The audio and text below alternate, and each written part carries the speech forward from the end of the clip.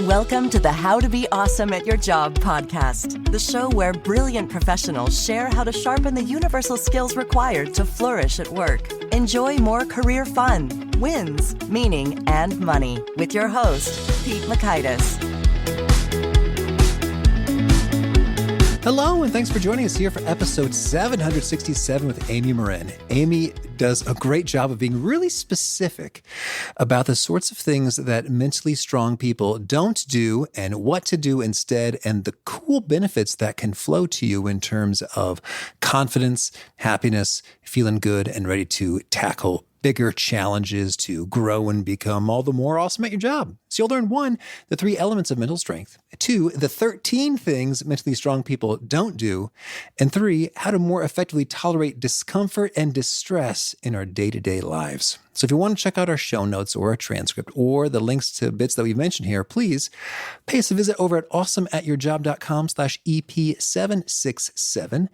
And while there, take a look at some cool stuff like a Gold Nugget email list, every episode tagged by topic and competency covered, the full text searchable transcripts, a lot of goodies at awesomeatyourjob.com. So come check them out. Now here's a bit about Amy. Amy Morin is editor-in-chief of Very Well Mind, a licensed clinical social worker, psychotherapist, and a psychology lecturer at Northeastern University. She's also an international best-selling author. Her books, 13 Things Mentally Strong People Don't Do, 13 Things Mentally Strong Parents Don't Do, and 13 Things Mentally Strong Women Don't Do, have been translated into 40 languages. The Guardian dubbed her the self-help guru of the moment, and Forbes calls her a thought leadership star. Her TEDx talk, The Secret of Becoming Mentally Strong, is one of the most popular talks of all time with more than 15 million views. She's a regular contributor to Forbes, Business Insider, and Psychology Today, with her articles on mental strength reaching over 2 million readers each month. Big thanks to Amy for sharing her wisdom with us. And big thanks to our sponsors. Check them out.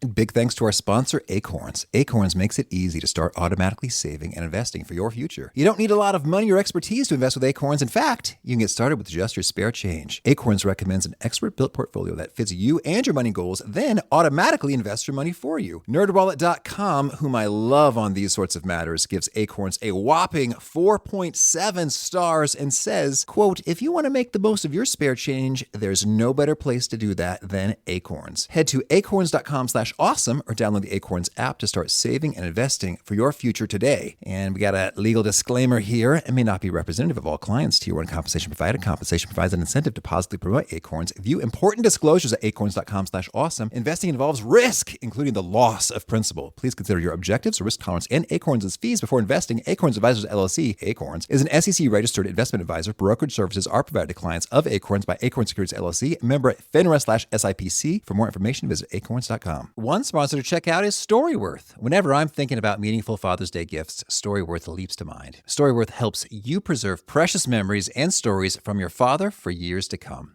Each week, Storyworth emails your loved ones a thought-provoking question that you get to help pick, such as, what's the bravest thing you've ever done? I personally love the prompt so much that I have refreshed Storyworth's questions page many times looking for more. Storyworth makes the writing process super quick and easy. All your loved one needs to do is respond to that email with a story, and then you get a quick copy of that. And after a year of this fun, Storyworth compiles your loved one's stories and photos into a beautiful keepsake hardcover book that you'll be able to share and revisit for generations to come. Families love Storyworth so much, they've got 25,000 5-star reviews on Trustpilot and have millions of stories preserved. So give all the fathers in your life a unique, heartfelt gift they'll all cherish for years. Storyworth. Right now, you can save $10 on your first purchase when you go to storyworth.com/awesome. That's storyworth.com/awesome to save $10 on your first purchase. One sponsor to check out is Harvard Business Review. This brilliant magazine, published at hbr.org, is the leading destination for smart management thinking. Fun fact, HBR has been mentioned in 108 episodes of the show.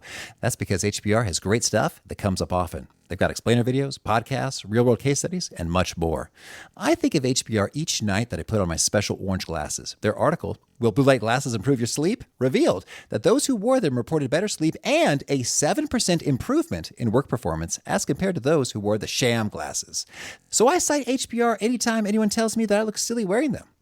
Now, much of HBR's content is available for free when you sign up at their site. Subscriptions that get you unlimited content cost $10 a month.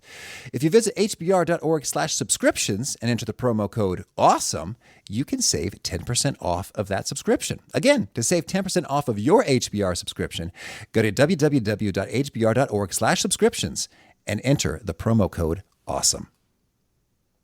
Now, here's Amy. Amy, welcome to How to Be Awesome at Your Job. Hey, thanks for having me. Well, I'm so excited to dig into your wisdom. And I think the first thing that we need to hear about, though, is it true you've been living on a sailboat for the last 6 years? And what is the story?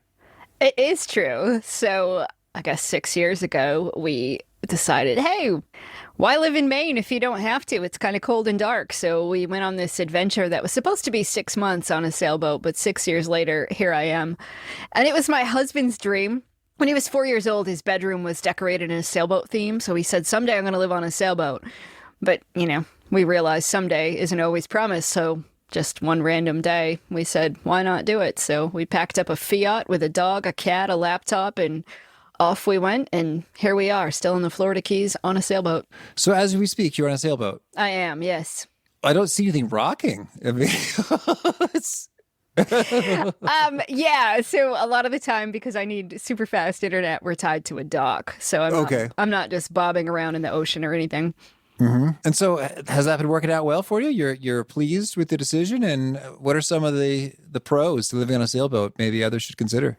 Yeah. So there are some pros and cons. The pros would be it's kind of a simple life. Again, I have some clothes and a laptop and not much else. And you really don't need much. And like manatees and dolphins come swimming by, and there's lots of cool stuff. And of course, during quarantine, it was easy to be on a sailboat because when everybody had to be inside their house, well, my house moves, so I could go places and still go out and do things. And I can snorkel, I can swim, I can do lots of fun stuff. But, there are some cons as well. So this is my podcast studio. So recording a podcast from a boat, it's loud sometimes. There's certain things you have to think of with a sailboat, like there's not a ton of room. So we kind of jockey for position of who gets the cool space on the couch during the day. And there was an octopus incident that involved an octopus coming through our air conditioning vent. That was not the best day ever, but... That's wild. Well, cool. Well, you're making it work. That's exciting. Yes. Well, I'm also excited to hear all about mental strength. You've got a series of excellent books, including 13 Things Mentally Strong People Don't Do. And I loved your TEDx talk. We will put a link to that in the show notes for sure. So tell me, when it comes to us humans and mental strength, is there a particular surprising discovery you've made about us in the course of your practice and research? Well, I guess the first thing was that mental strength really depended on what not to do. We talk so much about all the healthy habits and all the things you should do in life. Exercise. Right. Breathe. And as a therapist, I was taught when people come into your therapy office and they tell you what's going on in their life, figure out what they're already doing well and build on that. And that makes sense on the surface. Like, yeah, I'm going to point out your strengths and we're going to keep doing that. But at some point I thought, well, if I went to go see a physical trainer and they told me to run on the treadmill, yeah, I'm going to run on the treadmill. But if they didn't mention, hey, by the way, that junk food you're eating kind of negates all that work you're doing on the treadmill, I'd be kind of mad. So I thought, let's take a look at this. What are the common unhealthy habits that we all do, but yet those little things keep us stuck? And so, for example, you can practice gratitude quite often, but if you still feel sorry for yourself sometimes, it kind of negates the gratitude. So most of us have moments where we feel thankful, but we also have moments where we feel sorry for ourselves. So let's focus on getting rid of that in our lives. And then the good habits you have already become much more effective. Okay. Well, beautiful. So then when it comes to talking about being mentally strong, how do you define that? Is being mentally strong distinct from mentally healthy? Or are they kind of synonymous, interchangeable? Ooh, I'm glad you asked that because they're different. People will say that sometimes like, I wish I could be mentally strong, but I'm depressed. Or I wish I could be mentally strong, but I have anxiety. Not the same thing at all. And it makes more sense to our brains when we think about it in terms of like physical strength and physical health. You go to the gym, you can build physical strength. Yeah, that improves your physical health too. But even a weight trainer can still develop like high cholesterol or some sort of physical health problem down the road. You might injure your knee. Mental strength's the same. It's all about the exercises we do every day, the strategies we employ in life, but knowing that despite how much mental strength you have, it doesn't guarantee you won't ever develop a mental health problem. So even when you're mentally strong, you might still develop something like depression, anxiety, OCD. Those things happen to anybody, but mental strength can prevent some problems. It can make you feel your best no matter what kind of mental health problems you might be struggling with. Okay, so we've got a distinction. And then, so what's the definition then of a mentally strong person is blank, or mental strength equals this? Well, I would say the easiest way to define it is that there's three parts to it: the way you think, the way you feel, and the way you behave. So when it comes to thoughts, it's not about like super positive thinking all the time. It's about knowing that your thoughts can be realistic, so that, all right, when things are bad, you might just accept, yeah, they're bad. But on the other hand, you want to spend all your mental real estate worrying about things that will never happen or ruminating on things that already did. It's about just taking some control over your mind and your thoughts. And then when it comes to our emotions, sometimes people will be like, oh, be mentally strong, don't cry. That's not the case either. Sometimes it takes a lot of mental strength to just acknowledge how you feel, to express those feelings, and to know that you can be comfortable even with some uncomfortable emotions. But on the other side of that, there are times when maybe you're so angry you can't think straight, so you need the power to reduce your anger. So the simple way would be just to be in control of your emotions so that they don't control you. And then the last part is about our behavior, the action you take. You can be an optimistic, happy person, but unless you take action, those things don't really matter. So it's about knowing, okay, even on the day I'm tired, I'm still going to go to the gym. Or even though I don't feel like doing this thing, it's the right thing to do, so I'm going to do it anyway. And knowing when to push yourself, but of course also knowing that it's different to, say, run on a sore leg versus a broken ankle. There are days where you need to say, okay, being mentally strong sometimes means taking a break, taking a step back, or even quitting or giving up. Mm-hmm. Okay. Well, so that's nice and clear. All right. So we got a picture of those three things. And tell us, Amy, to what extent are they learnable? And could you maybe share an inspiring story or research that says, hey, people make transformations here all the time? Yeah, so it's definitely all learnable, and it's things that we can learn and practice and put into our daily lives, these small things, just like all of us could choose to build physical strength by working out and doing some things differently. We can all choose to do things differently when it comes to building mental muscle.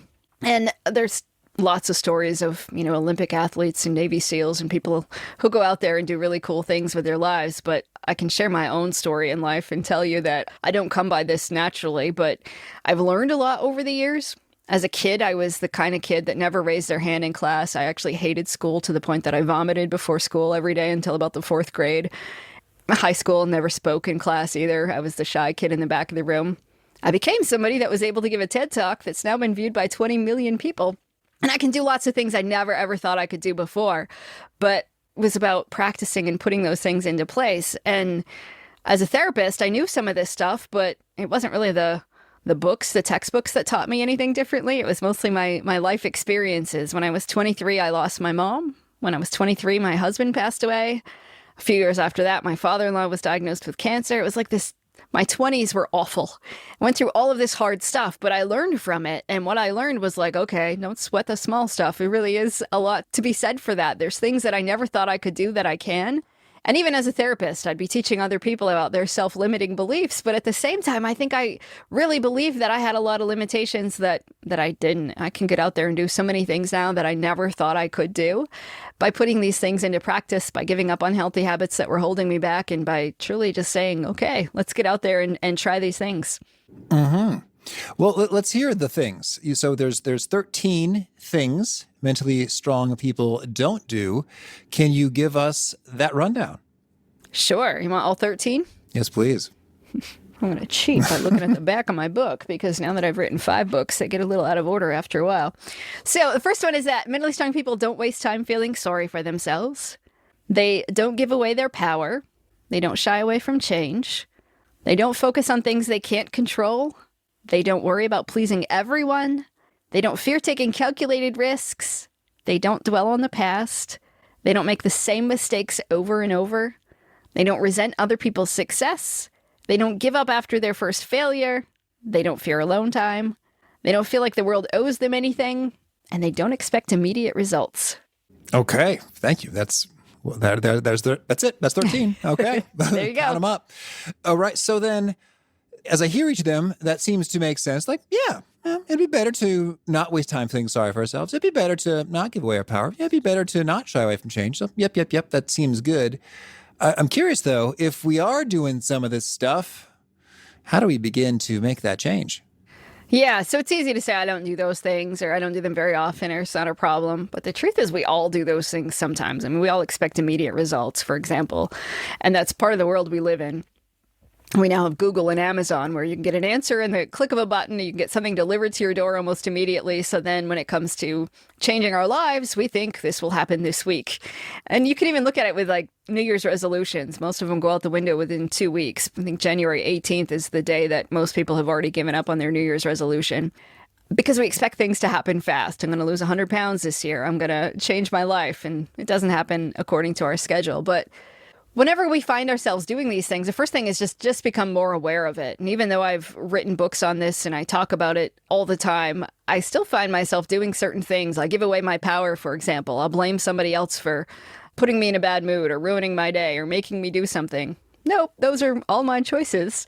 And just recognizing it, that was the first step. And then being able to say, okay, what am I going to do about it? How do I get rid of this habit? What am I going to do instead? And luckily, there's an antidote for all of this stuff. If you want to stop feeling sorry for yourself, just take a moment and say, well, what do I have to be thankful for? What can I be grateful for in the moment? You find yourself expecting immediate results, find a way to say, okay, now I'm going to figure out how do I track my progress? Whether you're say I'm going to make a certain amount of money, pay down a certain amount of debt this year, or I want to have this fitness goal. Well, what can I do to track my progress? Might just be as simple as putting an X on a calendar every day so that you don't expect it to happen overnight. Mm-hmm. Well, I actually really like these antidotes. Can I hear 11 more? Sure. There's a lot of, all of them, there's science behind it. It's not just things that I made up. But if we were to talk about not fearing calculated risk, for example, we tend to think that our level of fear is equal to the level of risk. So applying for that promotion feels scary, so I shouldn't do it because it must be risky. The truth is that our emotions have nothing to do with the actual level of risk that we face. And so the antidote to this one is just taking a look from a rational perspective, which in some cases might be taking a step back and saying, what would I say to my friend who had this problem? Because it takes a lot of the emotion out of it. So if you said, gee, I have this opportunity to apply for a promotion, but it feels scary, so I don't want to embarrass myself. Well, if your friend came to you and said that, you'd be like, hey, go for it, or I think you'll do a good job. You'd probably have some kind words. Unless you really thought that they shouldn't apply, then you might be willing to be honest and say, actually, maybe not yet. Well, give yourself those same words, and it takes a lot of the sting out of it, the emotion out of it, and you can make a better decision. Or if we were to say, let's talk about not giving away your power, if we went back to that one, the antidote to that one is changing your language. How often do we say, my boss makes me work late? Nope, your boss doesn't make you work late. It's a choice. Maybe there's a consequence. Maybe your job would be at risk. But just recognizing, all right, the expectation is I'll get this report done by tomorrow. I'm going to have to work late to do it. But that's my choice. And there's something super empowering about just flipping your language around so you can say, it's up to me to decide how I'm going to do this. Another one is about not resenting other people's success. Well, how often do we say flip through social media and you look at other people and you're like, oh, they're happier than I am. They're healthier. They're wealthier. They're more attractive. They have a better life than I do. It's those comparisons that keep us stuck. And studies will show that if you look at somebody as an opinion holder rather than your competitor, then you learn from them. So if you just look at somebody that, say, drives a really nice car, you might be able to say, well, what can I learn from that person? Maybe they have a really cool job, or maybe they know how to negotiate a good deal on a car, or maybe they gave up something in their life so they could afford this car. But just saying, what can I learn from that person rather than that person's better than I am? And it keeps you from feeling bad about it. When it comes to failure, we have this idea that, failing feels bad and I don't want to feel bad, so therefore shouldn't put myself out there. Well, one of the insane things we do is we talk about success stories. So they looked at high school science teachers and all the science teachers were telling kids about, say, Edison, Einstein, all these famous scientists who were really successful. And the more that they talked about how successful these people were, the kids' grades started to decline. So then they had them talk about how all of these famous people failed. Edison had a bazillion experiments that didn't go well. Einstein had some theories that probably were a little off base. And when they started talking about these people's failures, the students' grades started going up because then they knew, well, gee, failure is actually part of the process of the way to succeed. You have to take a risk, put yourself out there. You have to guess sometimes. You have to do things that are going to be really hard. And once the students started doing that, they took more risks. They raised their hand. They guessed on an answer if they didn't know. But they were willing to do harder things, and their grades went up. And I think that's a great lesson for all of us. When we look around at, these .com businesses or successful business leaders who now have programs out there and they're trying to get us to buy them, we hear about how successful they were, but we don't always know what it took for them to get there. Just by studying famous failures, it will give you courage to try so that then you'll know, okay, well, if I fail, it's not the end of the world. It's just part of the process. I love it. And how about not shying away from change? Yeah, so that one, a lot of people will come into my therapy office and they'll say, I'm ready to change my life. But then when we talk about making change, they're like, I'm not so sure about that. Change is uncomfortable. And we like it when things are predictable, even though they're bad. If it's familiar, somehow we think, well, that's not too bad. So with this one, there's a few different things that you can do, but sometimes just putting a name to your emotions goes a long way. So if you just label how you're feeling, okay, I'm anxious, I'm sad, takes a lot of the sting out of it. And there's science behind this one too, that our brains and our bodies need a little help making sense of things. So when you have all these stress hormones going on, just take a moment and be like, okay, I'm feeling anxious right now. You automatically feel a little bit less anxious. And then the next thing you can do is to, once you identify how you're feeling, is to be able to say, well, is this a friend or an enemy right now? Because so often we talk about feelings like they're either positive or negative. People will say, well, excitement's a positive emotion and anger is a negative emotion. But when you think about it, any feeling has the power to be positive or negative. Yeah, anger is helpful if you stand up for your friend maybe, or it gives you courage to stand up for yourself. It's not helpful if it causes you to call people names or to say things that you wouldn't normally do or say. But excitement, on the other hand, we love it. When you're looking forward to a vacation and you're excited, that feels good. But what if somebody comes to you with like this get-rich-quick scheme and they guarantee you that there's no way you're going to fail? No way I can fail, Amy? Right. Sign me up now. That's why we see really smart people fall prey to like really stupid get-rich-quick schemes, because they're so excited about the payoff that they overlook the risk. So sometimes it's just helpful to say, how am I feeling right now? Put a name to that and then say, is that helpful or harmful? And if it's helpful, embrace it. If it's harmful, then you say, okay, what do I do about this? And make a different choice. Oh, Amy, I love this so much. Positive, quote unquote, positive emotions and negative emotions. I guess we might relabel that as pleasant emotions and unpleasant emotions. Like it's pleasant to feel excited about the get rich quick scheme, but that's not going to serve you well. It's going to be harmful to you. So you could say that's negative. And I don't even like the words positive and negative in relation to emotions, because they get things a little bit fuzzy. Versus friend versus enemy. I love it. And I want to dig a little deeper here on the emotional management stuff. Because, all right, so you've probably heard this poem, and it's very short, so I'll read it in its entirety. From Rumi, The Guest House, and it has a perspective on emotions. A couple guests have brought it up. They say, this being human is a guest house. Every morning is a new arrival. A joy, a depression, a meanness, some momentary awareness comes as an unexpected visitor. Welcome, entertain them all. Even if they're a crowd of sorrows who violently sweep your house empty of its furniture, still, treat each guest honorably. He may be clearing you out for some new delight. The dark thought, the shame, the malice, meet them at the door laughing and invite them in. Be grateful for whoever comes, because each has been sent as a guide from beyond. So, that's a poem.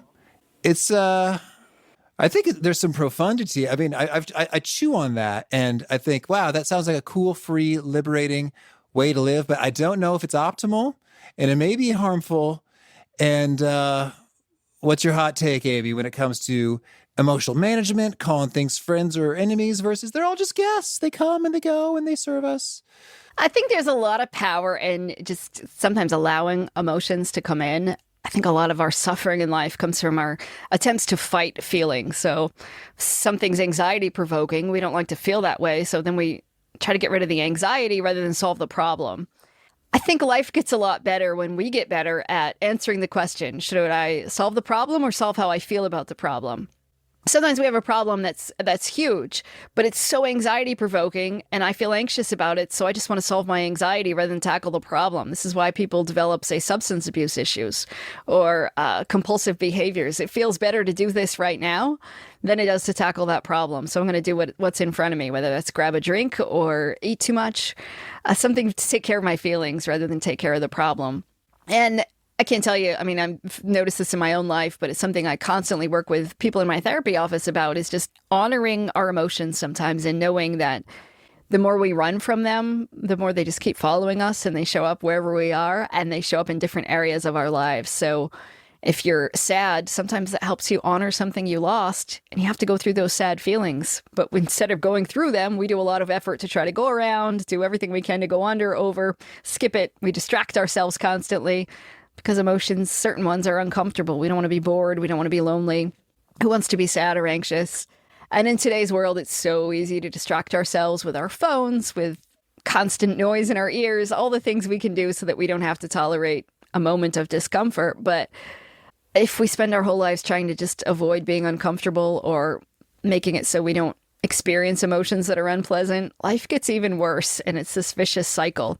But I also don't think we have to tolerate it. So again, when your emotions are, say, an enemy, when they're not helpful, you don't just have to sit and suffer with them. Sometimes we need to say, maybe I should do something else. If you allowed sadness to stick around too long, you might find yourself in bed, and then it lies to you. People become depressed. Their depression tells them, don't go to work today. You just stay in bed and you'll feel better. Well, nobody's ever felt better by staying in bed all day, but our emotions can lie to us. It can make us irrational. If we took the example of sadness again, never negotiate when you're sad. You'll take a horrible deal when you're sad because you'll think, I don't want to counteroffer because I just don't know that my ego can handle one more blow, so I'll accept whatever deal you offer me. Or when we're anxious about something, our anxiety from our personal life spills over into work. So let's say you just had a health test, you're waiting on the results, you go to work, your boss offers you a new opportunity. You're going to be like, no, thank you. I don't think I can handle that, because your anxiety spills over and you're not even going to recognize it. So as much as we talk about emotional intelligence, I don't think we're there. I think we need to just go back to the basics sometimes and figure out, how am I feeling? Is that feeling helpful or harmful? And if it's harmful, how do I change my emotional state? Mm-hmm. And let's say, how does one change their emotional state? Let's say you're figured out, okay, hey, I'm sad, but I've got a negotiation coming up in half an hour. I recognize that me being sad is not great for this upcoming challenge, but nonetheless, I feel sad. What do I do about it? Yeah, so let's say, you lost your pet last week and you're sad about it. Obviously, being sad helps you honor that loss. It's okay to be sad for a while, that sort of a thing. But in that moment where you're like, I'm about to walk into this meeting and I need to negotiate an amazing deal, then you can do two things. Number one is change how you think and change your behavior.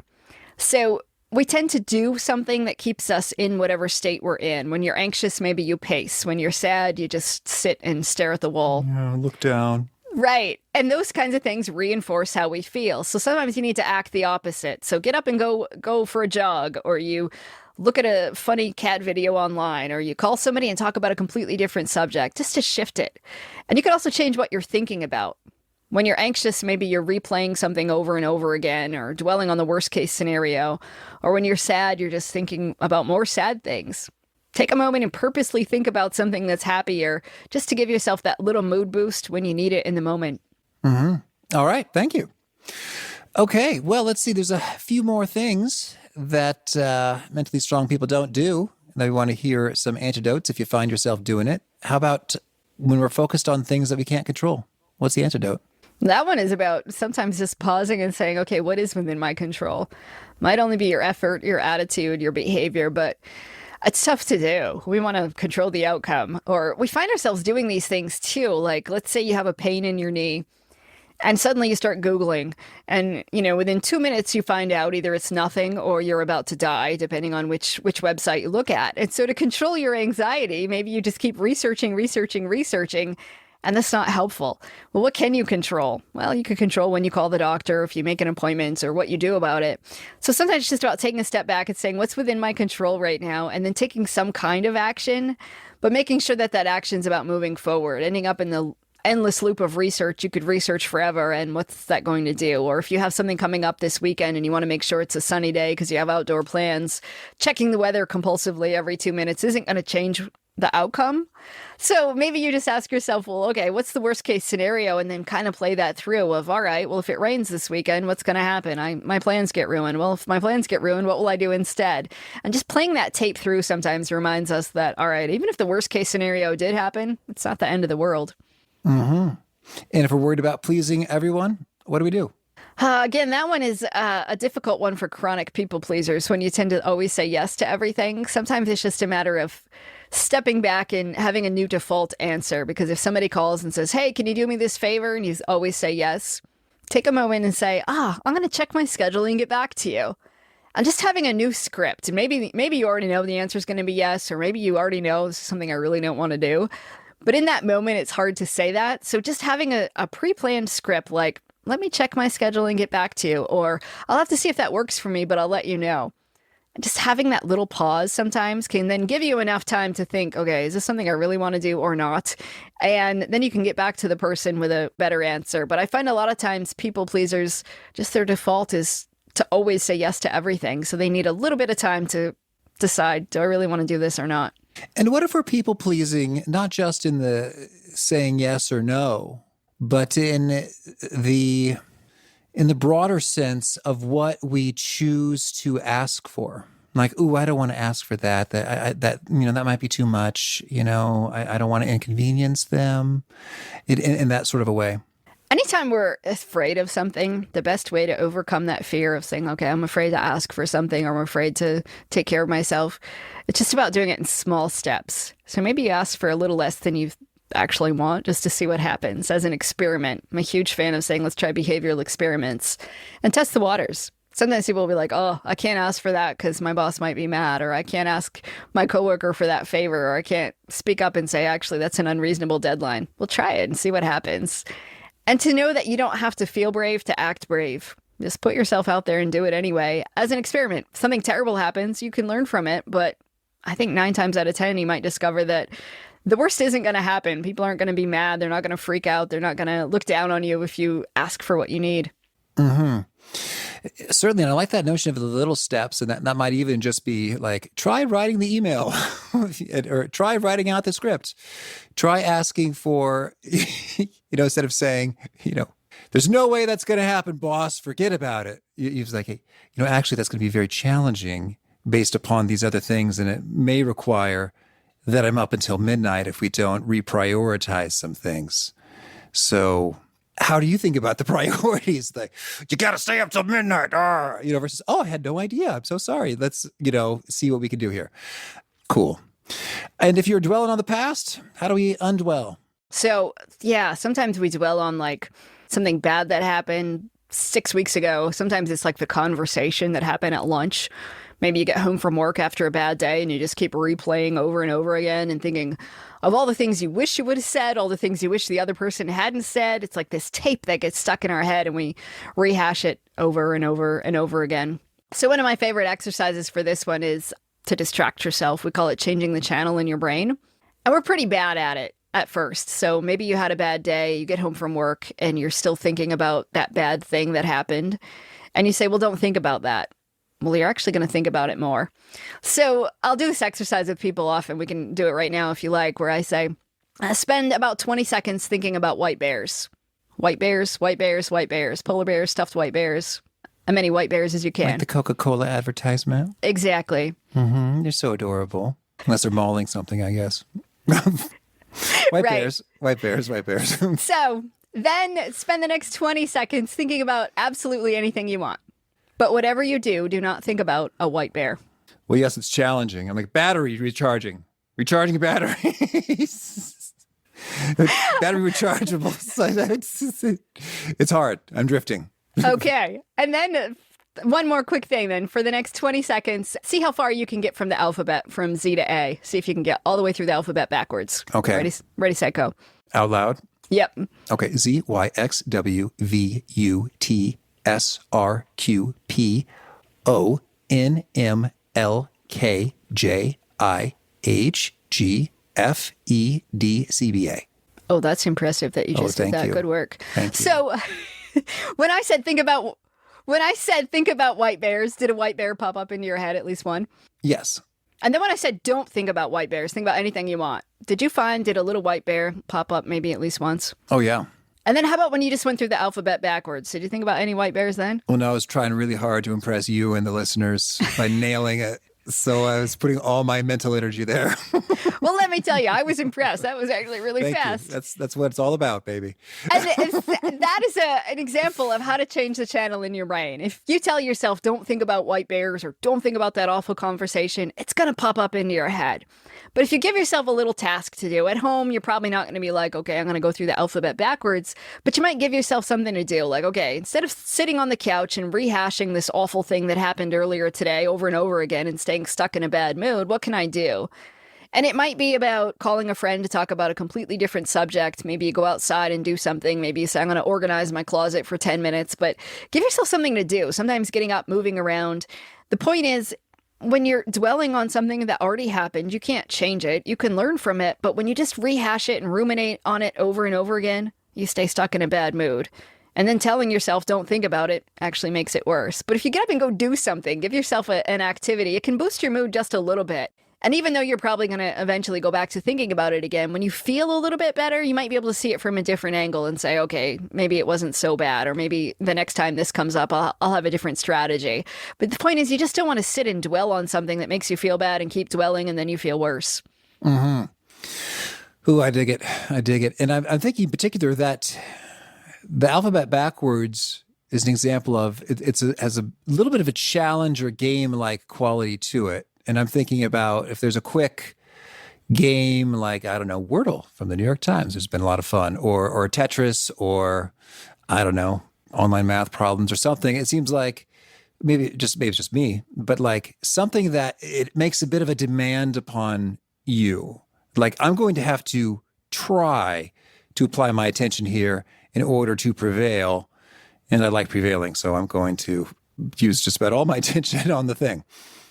Right. And then because that requires your mental energy, it just gives your brain a bit of a break. And sometimes we need that because, I mean, sometimes bad things do happen. And I'm not necessarily talking about something traumatic, because sometimes when people have PTSD, they need to get professional help because it does stay stuck in their brains. But when other bad things happen and we just keep thinking about it over and over again, and maybe you try to put a positive spin on it or something, but you just can't get unstuck. Sometimes you just need to find something to give your brain a break so you can feel a little bit better before you go back and think about it again. All right. And so if we are making the same mistakes repeatedly, what's our antidote there? So, of course, we want to learn from our mistakes so that we don't repeat them. And quite often we shame ourselves for making a mistake, like, oh, I'm such an idiot, or I'm a bad person. Well, guess what? When you think you're a bad person, you're going to think, oh, I'm doomed to repeat that mistake. We'll see this with teenagers sometimes. Like if a kid messes up a lot and his parents shames him and says, like, oh, you're an idiot or you're a bad kid. Well, guess what? When he's 15 and somebody says, hey, you want to try drugs? Who's going to try the drugs? The kids that thinks I'm a bad person, or the kid who's, when he messed up, was just taught, no, I mess up sometimes, but I'm a good kid. Well, we know the kid who thinks I'm a bad person is like, I'm going to make a bad choice because that's who I am.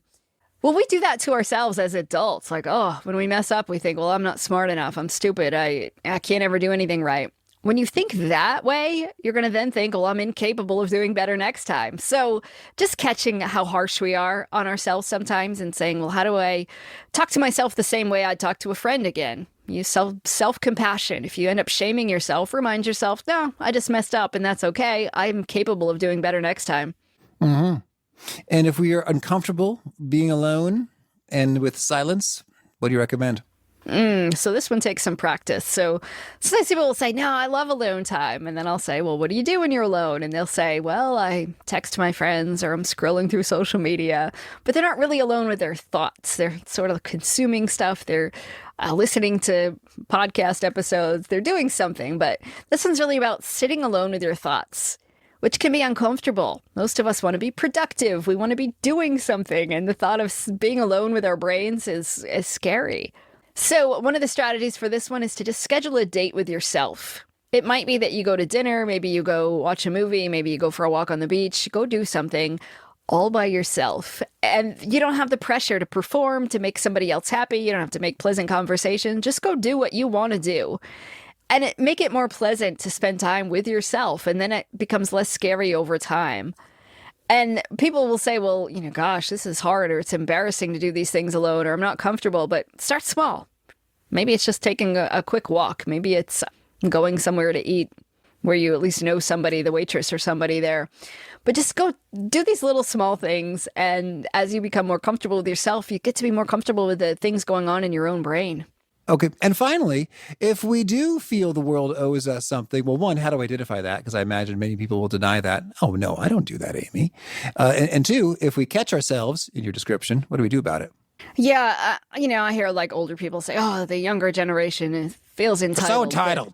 Right. But the truth is we're all entitled sometimes, right? We think, well, geez, I deserve better than this. And of course, sometimes we do deserve better. You don't deserve to be treated poorly by somebody, or you don't deserve to be abused. But on the other hand, yeah, sometimes you have to wait in line a little while longer than you wanted, or sometimes life isn't fair. But when you catch yourself just leaving a little bit of a sense of entitlement, to take a step back and just remind yourself like why you're keeping score. Because so many people will say, well, I'm a good person, I deserve better, or I'm going to put all this good stuff out into the universe. But then they're really only doing it because they expect it to come back to them. Be like, oh, if I earn enough karma points, then good things will happen.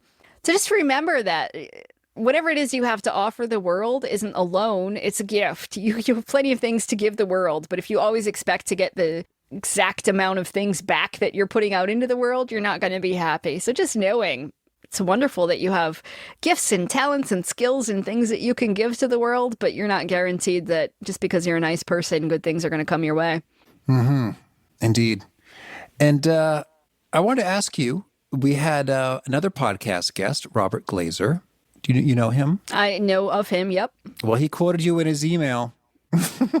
So you got that going for you. And I really like this a lot. You say, the more you practice tolerating discomfort, the more confidence you'll gain in your ability to accept new challenges. Now, that sounds true. Do you have some awesome studies or data or research backing that up as well? Yeah, so I guess when it comes to discomfort, we do in therapy, something we teach people is distress tolerance skills. And so often, again, our default is to run from distress, but I see it all the time in my therapy office. When people learn to tolerate distress, the things that they thought were really scary really aren't that scary anymore. So distress tolerance skills can be anything from developing a mantra in your brain that you repeat over and over so that when you start thinking, I can't handle this, or sometimes it's just about tolerating something a little longer than you think that you can. So often we'll think, oh, I can't stand this. Well, you can. And you'll train your brain to see things a little bit differently if you tolerate it a little bit longer than you think you can. So I love to run. One of my challenges is I try to run a 6-minute mile every day. I can't quite do it yet, but I do it. I attempt to do it anyway, and never fail. About the 3/4 mile mark, my brain tells me you can't do this. But I know my brain's lying. Like, I can keep running that pace. And despite the fact, though, that my brain will keep telling me you're too tired, your lungs can't hack it, your legs are going to give out, whatever it is. We go through this lengthy list of reasons why my brain wants me to quit because it's uncomfortable to try to run.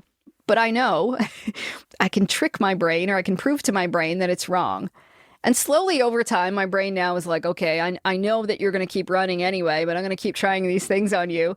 And our brain will try to trick us and tell us that we can't stand it, but we can.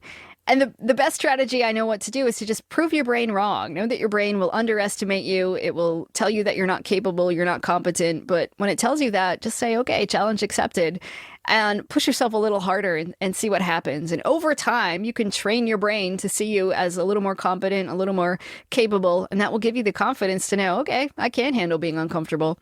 Okay. Well, and that could happen either through doing the thing that is unpleasant, either through physical exercise, running, as you mentioned.